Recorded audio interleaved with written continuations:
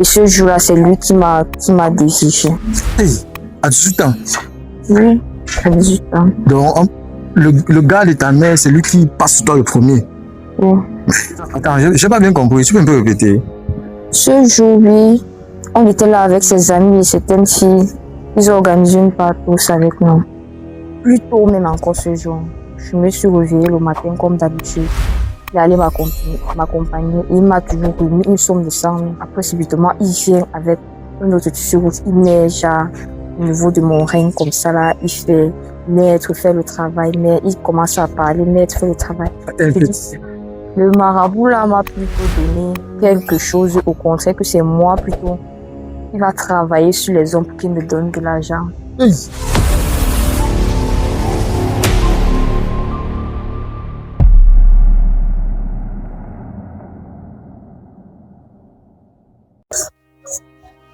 Derrière chaque visage croisé dans la rue se cachent souvent des histoires tout à fait incroyables. Cette jeune demoiselle présente ici a une histoire tout à fait incroyable. On pourrait dire digne d'un film d'horreur. Je vous assure, lorsque vous allez suivre son histoire, son parcours, c'est à ce moment que vous allez comprendre que les gens ont les histoires ici là. D'accord. Pour ceux qui sont nouveaux sur la chaîne, n'hésitez pas à vous abonner. Et surtout cliquez sur la cloche de notification pour ne manquer aucune des autres vidéos qui vont apparaître chaque jour. Salut. Salut, Comment tu t'appelles? je m'appelle Myriam. D'accord, Myriam. Myriam a quel âge? J'ai 23 ans et je vis à Douala. D'accord. Myriam est venue nous voir, nous rencontrer aujourd'hui pour raconter son histoire, afin de sensibiliser et de faire comprendre qu'il y a des personnes qui traversent des épreuves et que toi-même tu peux être victime demain. On ne sait jamais. D'accord, Myriam, tu peux nous raconter ton histoire? Oui, avec grand plaisir. D'accord. Je suis aussi venue pour sensibiliser la jeunesse. Mouiller, c'est mouiller, il n'y a pas de mouiller sec. Moi, j'ai pris ma décision, je reste à l'intérieur. Je reste dedans, je suis calée. Bon, tout a commencé quand j'avais l'âge de 18 ans et que mon père est décédé. Il nous a laissés dans une petite maison, ma mère et moi, avec mon petit frère. Un jour, nous sommes restés à la maison et puis un jeune homme est venu toquer. Lui, il est venu toquer, il a dit chercher ma mère. Il était un jeune homme. J'ai dit, ah, tu cherches ma mère, maman n'est pas là. Mais d'une minute à l'autre, elle va arriver. Le jeune homme était tellement charismatique, très charmant. Quand maman est arrivée, elle a présenté comme étant son petit ami. J'ai dit, ah, dans mon cœur, j'ai dit, mais lui, il est si jeune. Je pourrais lui donner même 28 ans et maman, elle avait 35 ans. Je suis vraiment tombée sur le charme de ce gars. Oui, de temps en temps, il venait à la maison. Ça fait peut-être 2 mois. Il est venu rester à la maison définitivement avec nous. Donc, quand maman voyageait, on se rapprochait encore un peu plus. Oui, on causait, on voyait des vidéos ensemble, on regardait la télé aussi ensemble. Un jour, mon petit frère allait dormir chez ma tante. Je suis restée seule avec lui. Le jour-là, on a mis un film. Moi, je n'arrivais pas à dormir, lui non plus. Et ce jour-là, maman était où? Maman n'était pas là, maman avait voyagé. Oui. On a regardé un film. Subitement, je vois, il commence à me toucher bizarrement. J'ai dit, mais toi, tu es le petit ami de maman. Comment est-ce que tu peux me toucher bizarrement comme ça? Et d'une part aussi, avec son charme, son physique, il était très, très charismatique. Je ne pouvais pas aussi. Donc, je sais pas ce qui m'est arrivé ce jour. Et subitement, j'ai cédé. Et ce jour-là, c'est lui qui m'a désigé. Hey, à 18 ans? Oui, à 18 ans. Donc, le gars de ta mère, c'est lui qui passe sur toi le premier. Oui. Donc, un jour, maman était à la maison, je sais pas, ils ont vraiment discuté sincèrement et maman l'a chassé de la maison. Je ne sais pas vraiment le problème qu'ils ont eu. Je sais pas. Et quand maman l'a chassé de la maison, comment tu t'es senti? Vu que tu avais constamment les rapports avec lui, et maintenant quand maman l'a chassé, comment tu t'es senti? Je me suis sentie vraiment bizarre parce que lui, il partait, il va me laisser seule à la maison. Mais en tout cas, j'étais pas quand même trop gênée parce que déjà on s'était changé de contact. Donc de temps en temps, il m'appelait. Un jour aussi, il a organisé une fête avec ses amis. Il m'a invité. Donc, je suis arrivée ce jour-là et avec les filles, ils ont eu l'appartement meublé. Du coup, ils ont mis les vins, les Baileys, les Nessie, tout genre en fait. On a beaucoup bu ce jour et ils ont organisé une partie. Attends, j'ai pas bien compris. Tu peux un peu répéter? Ce jour, oui, on était là avec ses amis et certaines filles. Ils ont organisé une partie avec nous. Attends. Et je vais savoir une chose. Et tu as accepté? Oui, j'ai accepté. Parce que tous ces gars étaient charmants. Donc tu as accepté parce que les gars étaient charmants ou c'est parce que tu aimais l'ex de ta mère? Bref, tout ça. C'est ça. Nous avons fait un cas spécial, hein? Très spécial. On va continuer l'histoire. Oui, on a organisé une partouze et il y a l'un de ses amis là qui a pris mon numéro après. Quelques jours plus tard, son ami là m'a appelé et il m'invitait chez lui. J'ai accepté l'invitation parce que lui-même aussi était vraiment charmant. Je suis arrivée chez lui, on a papoté, il m'aimait et tout. Comment il m'appréciait beaucoup ce jour-là, j'étais la plus belle, j'étais exceptionnelle. Puis quand il m'a ramenée à la maison parce que je pense pas que j'ai pas dormi le jour-là là-bas. Il m'a ramenée à la maison et il m'a donné une somme de 50 000 ce jour. J'ai dit mais juste on cause comme ça et il me donne 50 000. Wow, peut-être il est différent des autres. Deuxième rendez-vous, il m'a toujours invité chez lui. Cette fois-ci, il avait les amis à la maison. Je l'ai aidé un peu à faire certains petits trucs. Oui. Je pense que j'ai dormi ce jour. Je sais pas, j'ai beaucoup bu parce qu'il y avait une petite fête à la maison. Subitement, je me suis très vite endormie. Quand je me suis réveillée, le matin, c'était là comme si rien ne s'était passé et tout. Directement, j'ai dit lequel, je pense qu'il était à 7 heures. Maman me cherchait déjà à la maison. Du coup, j'ai dit que non, il me faut vite rentrer à la maison. Et quand je suis rentrée, oui, le jour-là, il m'a donné, oui, deuxième fois, il m'a donné 100 000. 100 000? Oui. Vous n'avez rien fait? Je n'ai rien fait avec lui. Il t'a donné 100 000? Il m'a donné 100 000. Je suis arrivée à la maison, il m'a donné 100 000. D'accord, et dis-moi un peu. Et là, c'est ta mère là. Tout ce que tu gérais déjà avec son ami, tu continuais toujours avec l'ex de ta mère? C'était plus trop ça. Et il m'écrivait, il m'appelait aussi, mais je gérais plus trop. Donc c'était plus... Donc, on peut dire quoi? Comme l'autre était plus attentionné, il était plus avec toi, tu pouvais gérer plus avec l'autre. Oui. Et pendant ce temps, j'ai aussi une légère question. Tu n'avais pas aussi peur qu'il soit jaloux, il pas trahir à ta mère? Ah là, c'était son problème. Hein. Là, c'était son problème. Et votre situation à la maison, à cette époque, tu fréquentais encore? Non, je venais d'avoir mon bac. La situation à la maison n'était pas vraiment ça. Puisque le père était vraiment le pilier, c'est lui qui payait la pension. Maman se débrouillait encore. Sur maman était coiffeuse, je pense. Donc, on ne pouvait pas payer l'université. Oui, et dis-moi un peu, et quand tu faisais tout ça, tu ne pensais pas peut-être que ça pouvait affecter ta mère ou si ça tombait les oreilles de ta mère?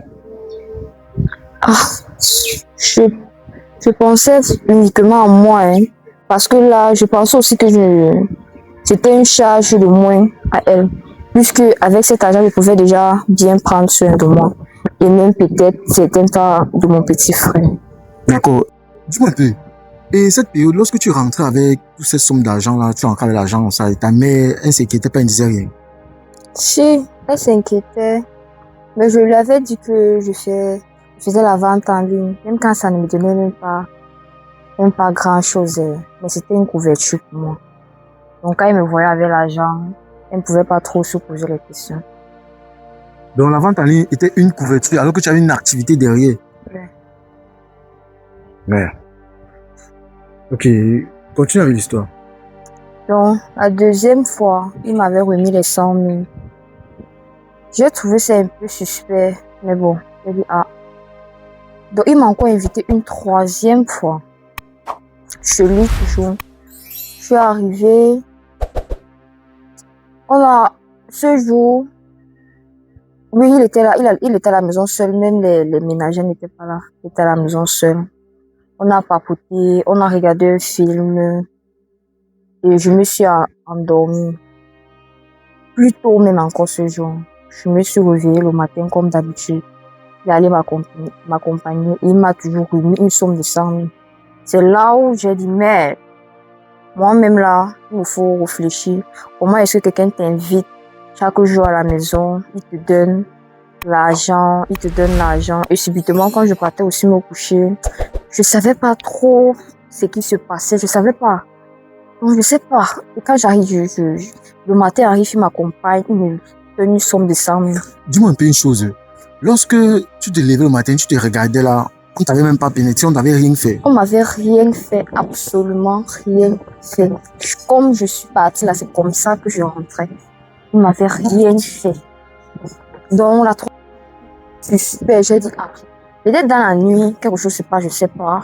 Il faut plus que je m'endorme trop vite, en fait.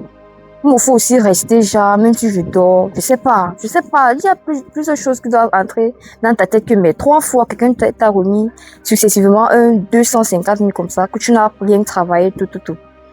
Donc, 4e fois, quand il m'a invité à la maison, vraiment, c'était la catastrophe. La catastrophe? Oui. Parce que je suis arrivée à la maison. J'ai fait de l'effort de ne pas trop boire parce que je lui ai même menti que non. Je suis malade et je veux pas trop boire d'alcool. Et j'étais même aussi un peu fatiguée. Déjà, qui ne se doute de rien. J'étais aussi un peu fatiguée. Donc, je suis restée. Je suis allée me coucher ce jour à 19h30. Et il m'a suivi vers les 22h. Je faisais semblant de dormir quand il est entré dans la chambre. Je vois subitement, il commence à se déshabiller et il prend un tissu rouge. Je fais semblant de dormir, je dis, écris, qu'est-ce qui se passe comme ça? Seigneur.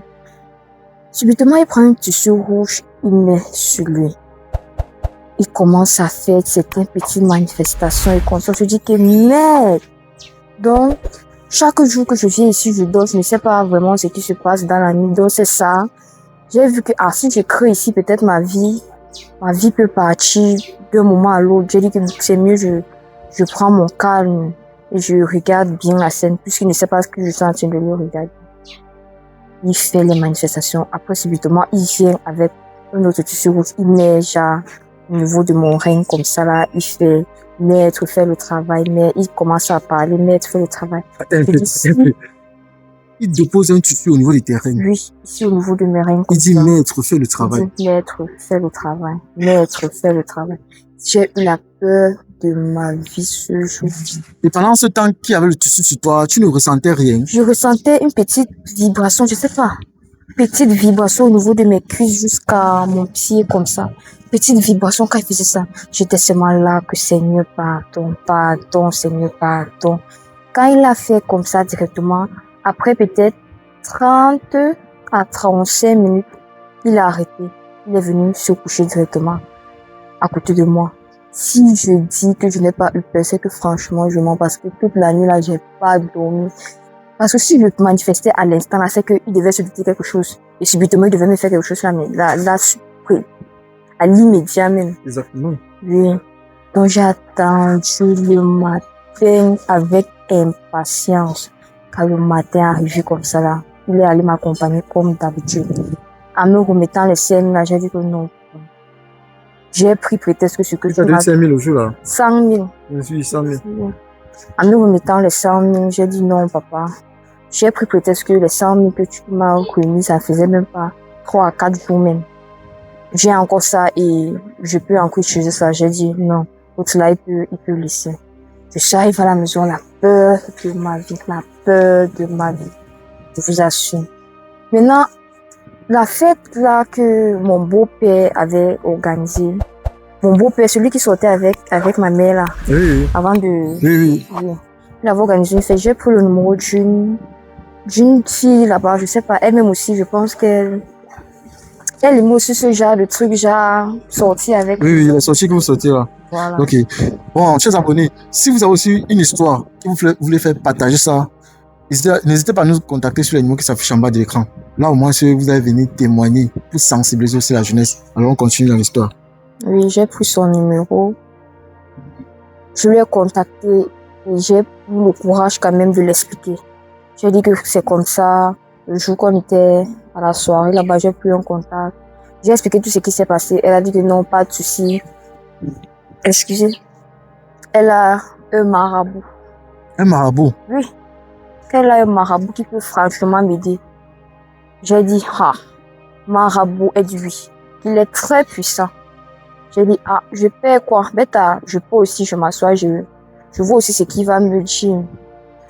Subitement, dès que j'arrive là-bas, on explique le problème au marabout. Le marabout nous a dit, c'est un très, très petit problème. Mais, c'est un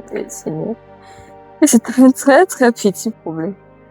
Le marabout, lui, sa solution, c'est vraiment choquant. Vraiment choquant. Mais j'avoue que c'est ça que j'ai fait en fait. C'est sa solution-là que j'ai pris. Jusqu'à maintenant, je le fais toujours. Le marabout là m'a plutôt donné quelque chose, au contraire que c'est moi plutôt qui va travailler sur les hommes pour qu'ils me donnent de l'argent. Oui. Donc maintenant, c'est toi qui vas traiter les hommes pour qu'on te donne de l'argent. Et tu as dit une phrase pertinente là, quelques secondes, que c'est un truc que tu fais toujours maintenant. Oui. Donc, parce que ça marche vraiment. Genre, il te donne, c'est une petite poudre là que avant d'aller au lit avec un homme, tu mets un peu ça, genre, un peu sur ton visage, un peu comme si c'était le fond de ton soin du visage. Dès que tu arrives là, subitement, le gars ou pas. C'est vraiment ou pas. Et puis là, il oublie même qu'il est venu là pour faire quelque chose. Après, il sort l'argent, il te donne. Et pas petit argent, hein, les 50 000, 100 000 à montant. Donc, je vois que c'est la solution là que j'ai pris. Bon, dis-moi un peu une chose. Hein. Et si on veut bien voir les choses, puisque l'ami de l'Est est ta mère, c'est dans les choses bizarres là. Mais si on réfléchit un peu bien, ça veut pas dire que les deux n'étaient pas en complicité, par exemple, un truc du genre. Moi, je ne sais pas. Hein. 2 semaines après que je suis partie chez le marabout là, j'ai appris qu'il a eu l'accident au pont du Vouri. Il est mort sur place. Il est mort? Oui, sur place. Hey, merde. Donc là, je sais pas. Depuis ce jour, c'est la dernière nouvelle que j'ai eue de lui. Dernière nouvelle? Genre, il est mort. Et dis-moi un peu. Et lorsque tu as vu son marabout, l'homme mystique là, il a pu chercher à te joindre? Si, il a cherché à me joindre. La dernière fois que j'étais là-bas, franchement, il m'avait traumatisé. Je dis, j'ai eu la peur de ma vie. Quand je suis arrivée à la maison, il a toujours insisté, m'appeler, me faire les messages et tout. Mais j'ai snobé, je ne voulais plus rien savoir de lui. Donc, il a fait ça au trop, 1 à 2 jours. Après lui-même, il a abandonné. Donc, depuis ce jour, je n'ai plus eu ses nouvelles. Donc, depuis ce jour, tu n'as plus eu ses nouvelles? Merde. Et malgré tout ça, tu n'as pas parlé à un membre de la famille? Non, je n'ai rien dit à personne. À part mon amie là, ma copine. À part elle, je n'ai plus rien dit à personne. Et les activités, c'était maintenant comment? Les activités, comme quand je suis arrivée chez le marabout, la solution qui m'a pris là, j'ai vu que l'autre là était mieux. Parce que j'ai fait ça 1 à 2 fois. J'ai vu que non, ça marchait vraiment. Donc, je suis calée sur sa solution en fait.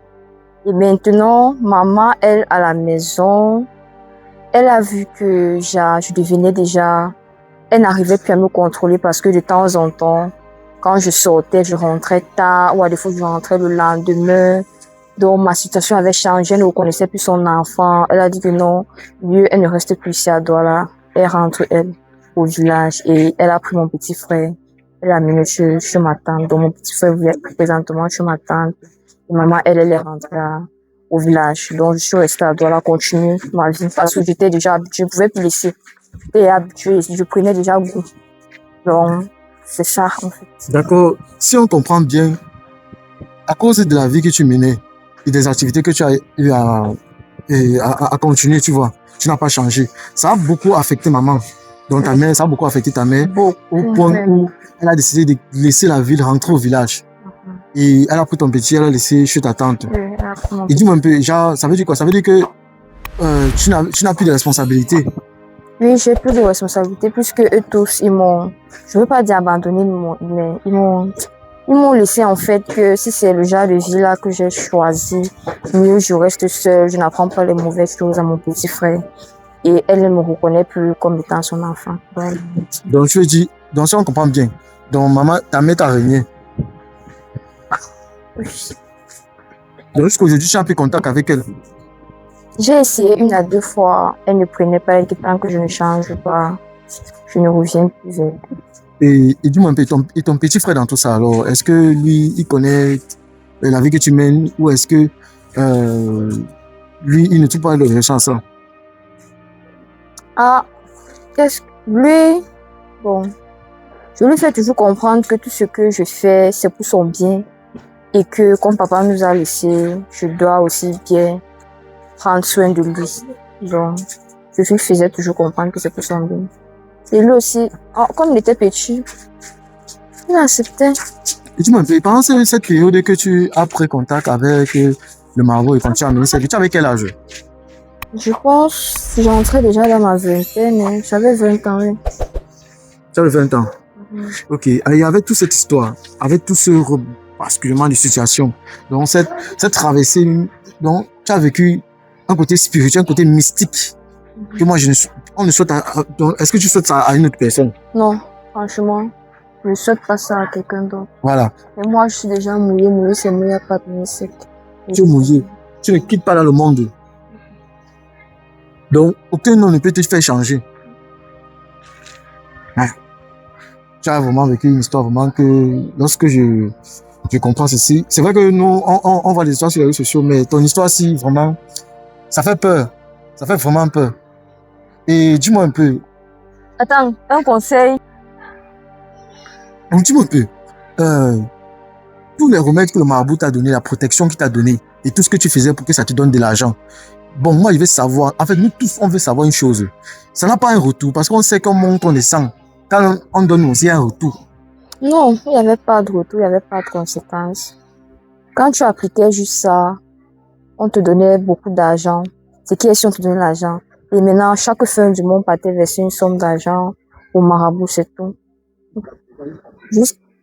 Jusqu'à présent, c'est toujours ça. Jusqu'à présent, c'est toujours ça. Ouais. Donc, genre, il est un peu comme un bouclier sur le réseau. C'est devenu un business. En fait, oui. Ça. Ah.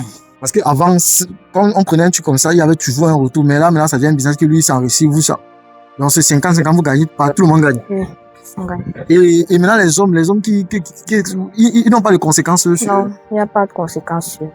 Ils donnent juste de l'argent, c'est tout. Ok.